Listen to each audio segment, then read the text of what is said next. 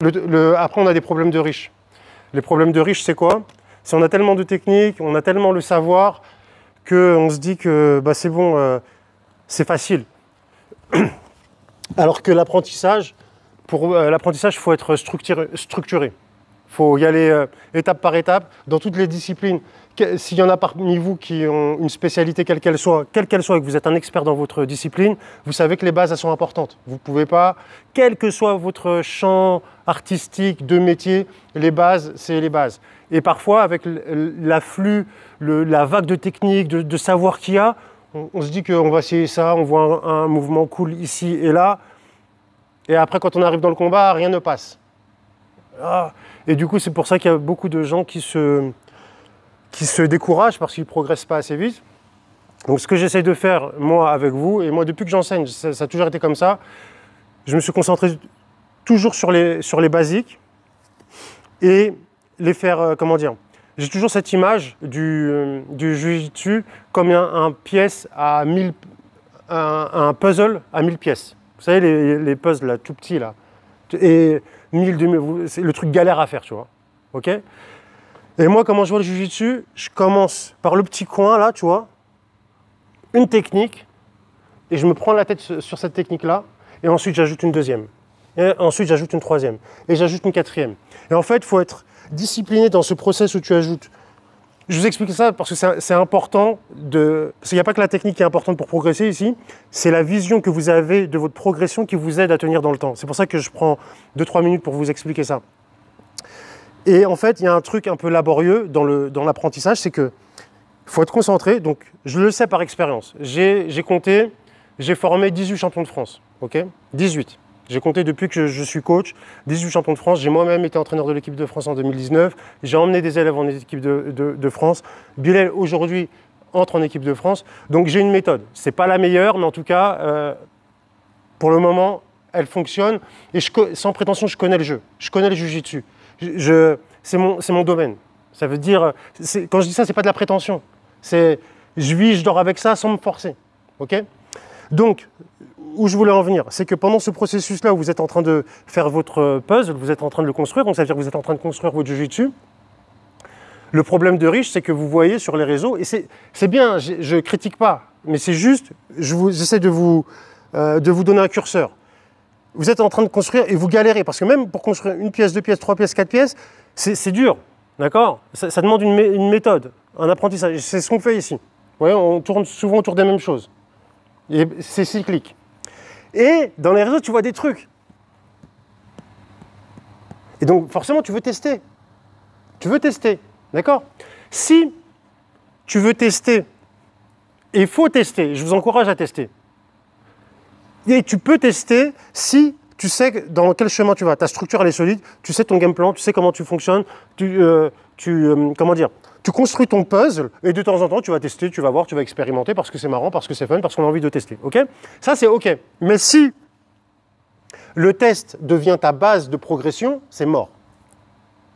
Vous comprenez ce que je veux dire? Si tu vois un mouvement cool là, un mouvement cool là, et qui marche, c'est des mouvements qui marchent, mais ils marchent pour des mecs parce que les mecs les ont insérés dans leur puzzle à eux. D'accord? C'est pour ça. Donc, ce taf-là, il est un peu laborieux au début. Donc, faut juste, c'est pour ça que je vous dis, ouais, juste soyez régulier et venez. Et vous ne prenez pas la tête si vous ne retenez pas tout de suite, parce que je sais la progression, et c'est cyclique. Je vous montre les choses, et on revient dessus, et on voit autre chose, et on revient. Ça peut prendre des semaines, 1 mois, 6 mois, 1 an, on s'en fout, en fait.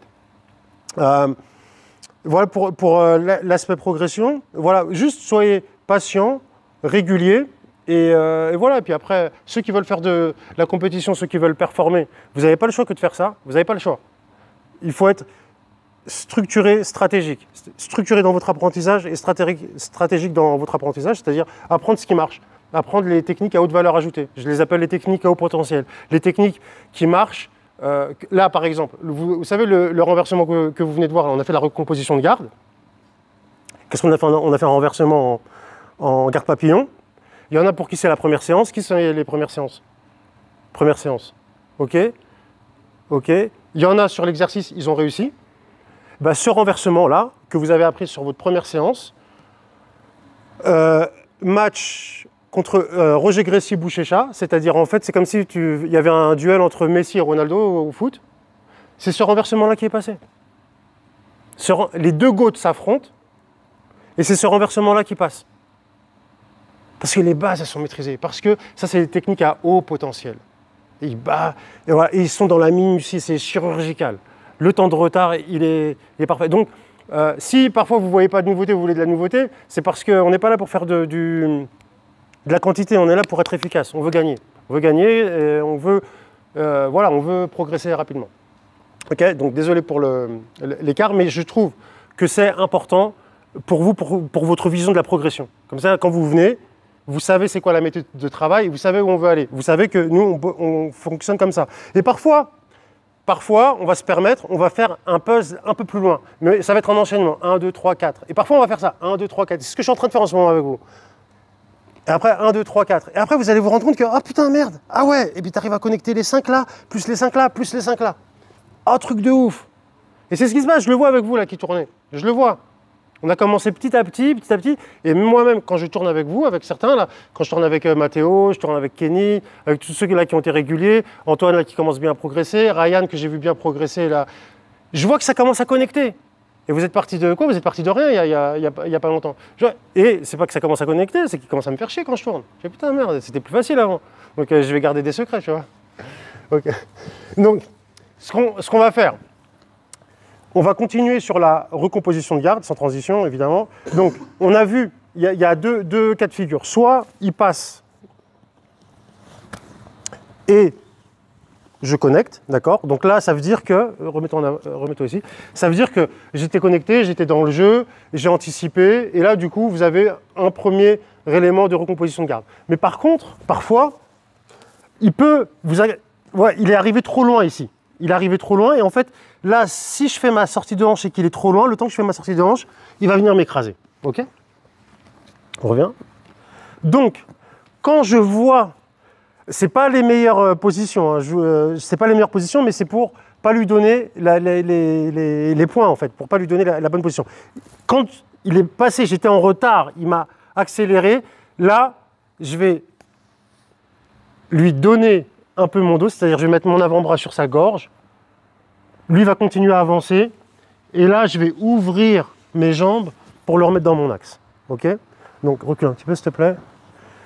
En gros, je le vois passer, hop, boum. Je remonte une fois, il passe, je bloque, ok? Je fais un mouvement de ciseau avec mes jambes. Ce que je dois faire, ma jambe inférieure, elle doit le toucher ici, d'accord? Parce que le fait de le toucher, j'ai besoin d'avoir un contact avec lui. Je me mets sur mon épaule, je reste en contact avec lui. Et celle-là, comme à l'école, on avait un compas, on se sert comme un compas. On ouvre le plus grand possible pour revenir dans l'axe. Et là, vous pourrez recommencer à attaquer. Une dernière fois, et puis je vous laisse tester ça. Il passe, boum, et ensuite, si vous êtes à l'aise, vous pouvez prendre et finir le renversement. Ok, des questions? 1, 2.